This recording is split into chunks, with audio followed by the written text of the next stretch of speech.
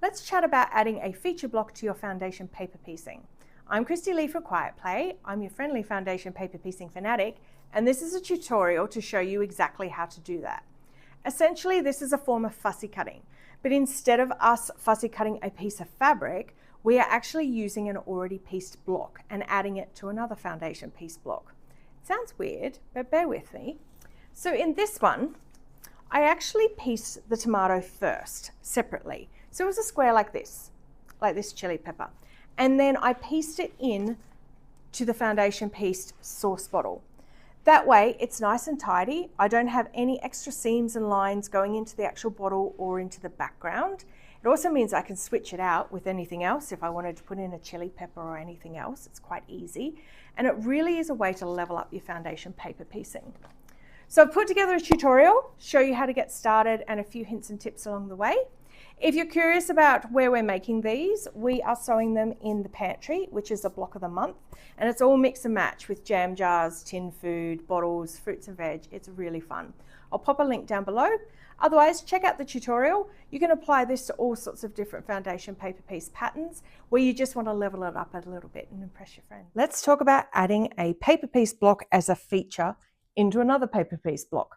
A little bit of foundation paper piecing inception, if you will. It's pretty much the same as fussy cutting, but for our fussy cut, instead of just using a single print, we're piecing the section we're going to use. So you need to make sure that the block that you're using as your feature will fit into the section that you're going to use with a 1/4 inch seam allowance on all sides. Now this particular one is designed for the pantry block of the month, so the size is already done for you. If you're using the 4.5 inch fruit and veggie block, it'll fit perfectly to the 9 inch container block, or make the 6 inch fruit and veggie block to fit the 12 inch container block. So if you're making up your own and you just want to add your own foundation paper piecing block to another one as a feature, what you do, get your template, use a light box or a source of light where you can see that your block is going to fit in the section that you want. So for here, we are using this round section of the label, and you can hold it up to the light. I'm not sure how well you can see, and make sure that one, your feature fits in the section that you want and no areas are cut off, and two, that your block will have a 1/4 inch seam allowance minimum around each side. So with this, I know it's going to fit in perfectly, so we are good to go. Next thing you need to do, remove the paper. We don't want the paper in here. We want it just to be fabric like you would for any other sort of piecing. So pull out the papers. I've got a hints and tips video on how to speed this up a little bit that you can go and watch. Otherwise, put something good on TV, rip them all out and get ready to piece. Now, if there's tiny bits left in there, I wouldn't stress too much because you can pull them out later as well. All right, I'm going to remove the rest of the papers off here and then I'll show you the next step. All right, my block is paper free and ready to piece. So you can see I've removed all the little pieces, I've given it a good press and it's ready to go. Now we want to make sure our tomato is lining up nicely in the middle of our label. Nobody likes a skew-F tomato. So we're going to do a little bit of folding and marking to ensure that we can line this up on here and pin it in place before we start sewing. No one wants to have to unpick a skew-F tomato.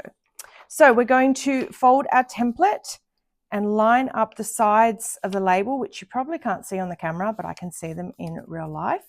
And we're going to fold the paper in place to give us a nice crease. So there's our crease. Now we need to crease horizontally. So I need to line up this part of the label with this part of the label. So if we fold those in half, and again, I'm just matching it up here, and we'll give that a good press and a crease.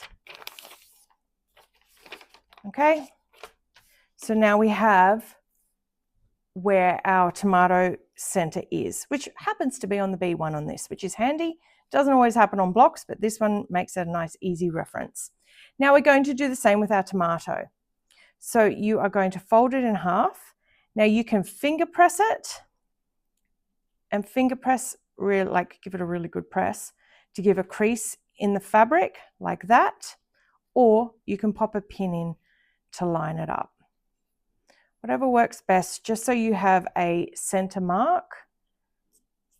That one's a little harder to see.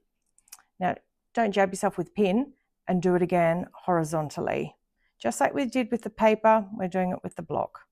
Give it a really good press, get those creases in nice and tidy. And then I'll just pop a pin in just so you can see it easily on the video. Normally I just do it with the finger creases, but I know it's a little bit harder to see. All right. Tomatoes ready to go, creases are ready to go. Turn your template over because this is the side the fabric goes on. Sew side, fabric side. Now line up your creases. So see, I was going to put it about there, but there's my crease there. So I need to line that up to match it. That's pretty good. That needs to go up a little bit, and that one needs to come across. So use those as your guides to line it up to be centered, and then pin it. You could also use some glue if you prefer. I don't like using glue on mine because I sometimes leave my blocks attached to the paper for a long time and the glue can get stuck. But if you're going to be creating this into something pretty soon, you can use a dab of glue. Now, when you pin your block, check that your pins are not over any of the seam lines where you're about to sew. Please don't sew over your pins. So make sure that that is clear. So just kind of flip it back and forth until you can see. Again, if you hold that up to the light, you can see my tomato is nice and centered in the middle of my label. Then we're just going to go ahead and sew it like we would with a regular foundation paper piece block. So we've lined up our fussy cut or paper piece block. Just check, mine just shifted a little bit there. So do keep an eye on that when you're doing it. Turns out I'm only human. And then we're going to piece it as the rest of it shows. So I've already cut my fabrics here in order, ready to piece. Don't forget, when you're foundation paper piecing, because we are sewing onto paper, we want to be able to remove the paper easily at the end. So dial your stitch length down. I'm stitching mine at a 1.4. You can go down as much as a 1.3, but be prepared, that is very small and it can be a little bit painful if you have to unpick. You can also sit at 1.5. I feel like 1.4 is a nice sweet spot for me. So that's what I prefer to go with. All right, so we are going to anchor our block in now by stitching the edges. Now, when you're trimming, I try not to cut these seams just yet because I don't want any stitches coming undone.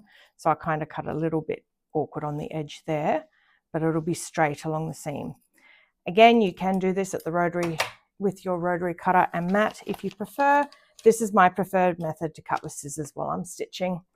Then I'm just going to use the finger presser, press that down in place. You do that instead of using the iron. It just saves you a bit of time not having to go back and forth to the iron for each section that you add.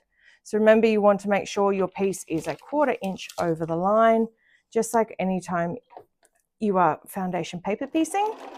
We need to have that nice seam allowance, at least 1/4 inch.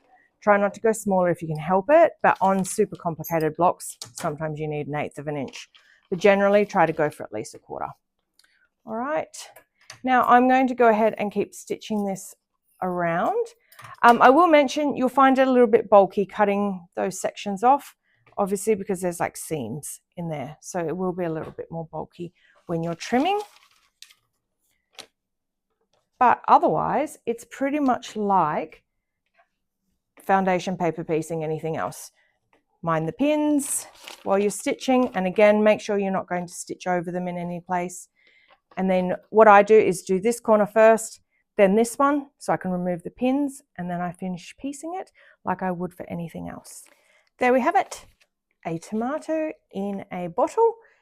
Not too skewy, if I do say so myself. And you can see that's how it looks on the back. That's why we take the paper out of the other block first, because otherwise you'd have paper on paper, and oh no. This way it's just fabric underneath like a regular fussy cut block, but you've got a cool feature block added. I'm going to go ahead and sew the rest of my sauce bottle and then I'll share it with you. And there it is, my tomato sauce bottle. So now you can see how you can add a foundation piece block to another foundation piece block and use it as a bit of a feature. It's a little bit of a sneaky way to add in some extra piecing and extra detail without having a whole heap of extra seams and lines, which I would have had if the tomato was part of this. Plus, this makes for a very versatile block. You can switch out the middle here, different fruits and veggies, make it a cordial bottle, make it a bottle of syrup, whatever your heart desires. Super easy. It's a different alternative to fussy cutting, and it's a little bit of fun. Looks like a regular block on the back, and you just pull off your paper as per usual. Just make sure, as I mentioned earlier, you remove the paper off your little foundation piece block that you're adding in so that you don't have paper on the back.